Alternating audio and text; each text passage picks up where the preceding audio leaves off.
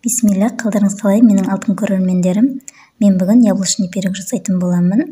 Ең алдымен бізге бірінші сортты бір жұмыртқа керек болады. Осы жұмыртқамызды жақсылап араластырып аламыз венчиктің көмегімен.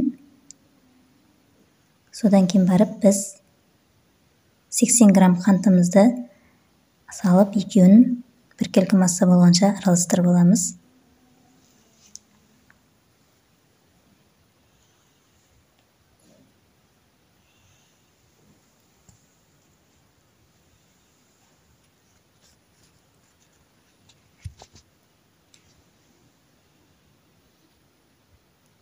Жақсылап араластырып аласыздар.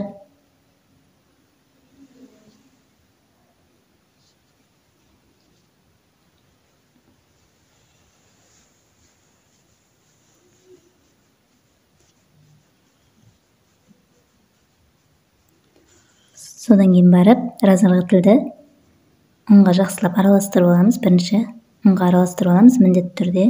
Содан кейін барып, біздің жұмыртқалы массамызға қосатын боламыз. Айта кететін жайт, қыздар міндетті түрде разырғытыл мен ұнды бөлек араластырып аласыздар. Менің ұным електен өткізілген. Міндетті түрде електен өткізесіздер. Енді осылай салатын боламын ұнымызды.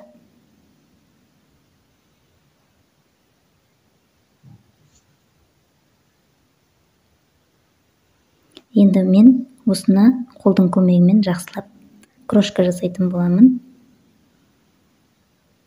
Бөлме температурасындағы осындай сары майымызды саламыз. Граммдарын описание бөліміне жазып кететін боламын.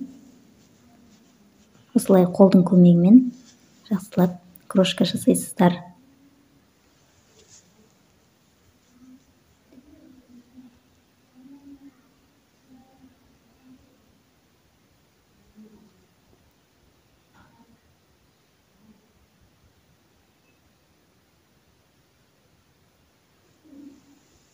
Міне менің тестім дайын болды. Осылай мен екі бөлікке бөлдім. Бірінші бөлігі мынау бетіне. Осылай мен тестімізді бөлігі алып алдым. Бұл алманың қазір бетіне салуға керек болады. Ал бірінші бөлігін мен холодильникке 30 минут аралығында қойып аламын. Оған дейін біз салмасын дайындайтын боламыз. Менде осындай бір алма, бір персик үйде қалып қойған екен. Мен осылардан пирог жасайтын боламын. Ал сіздер дастарханға, қонаққа пирог жасайтын болсаңыз, міндетті түрде 4 алма или 3 алма салсаңыз болады. Ал біз сироп дайындаймыз. Қантымызды осылай бірінші қызып тұрған табада жақсылап ертіп аламыз. Содан кейін барып сары майымызды саламыз. Содан кейін туралған біздің манағы алма мен персигімізді кішкене бір қайнатып аласыздар 5 минут аралығында. Міне дайын болып қалды. 30 минут өтті. Енді біз формамызға орналастыратын боламыз.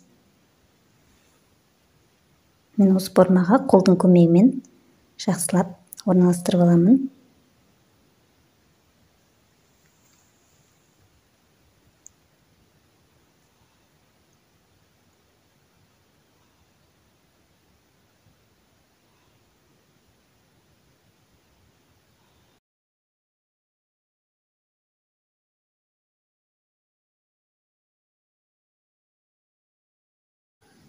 Қыздар, мен бір алма, бір персик салғандықтан мен 50 грамм қант салдым. Ал сіздер 100 грамм саласыздар міндетті түрде салмасына.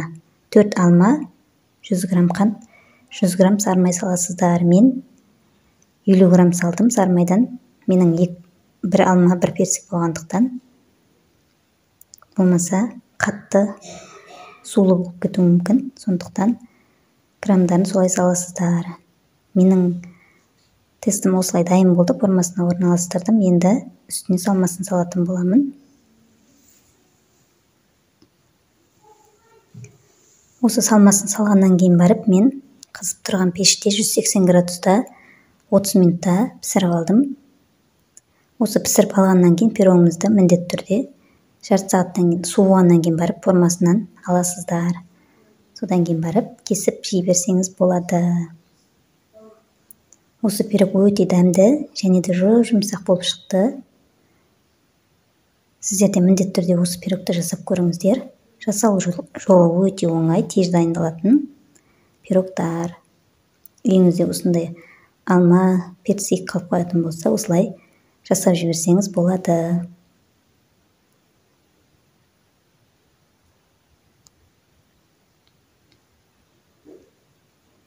Енді біз осындай мана алып қалған крошкамызды бетіне салатын боламыз.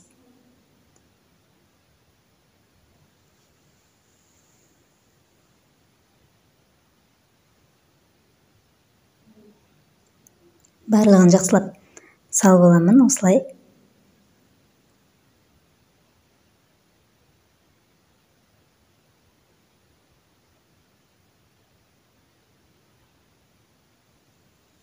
Грамдарын осы описание бөліміне жазып кететін боламын. Менің алтын көрермендерім, менің видеомды міндетті түрде соңына дейін қараңыздар. Осы видеоға қатысты өз пікірлеріңізді қалдырыңыздар. Сіздердің пікірлеріңіз мен үшін өте маңызды. Сондықтан пікірлеріңізді жазып кетіңіздер. Біздің пирогымыз дайын болып қалды. Енді мен осы пирогты сіздерге кесіп көрсететін боламын. Осылай жұмсақ, дәмі де өте керемет болып шықты. Сіздер де осылай жасап көріңіздер. Міндетті түрде керемет шығатын болады.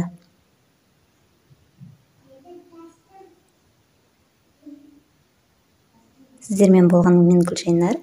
Келесі видеода көріскенше сау болыңыздар.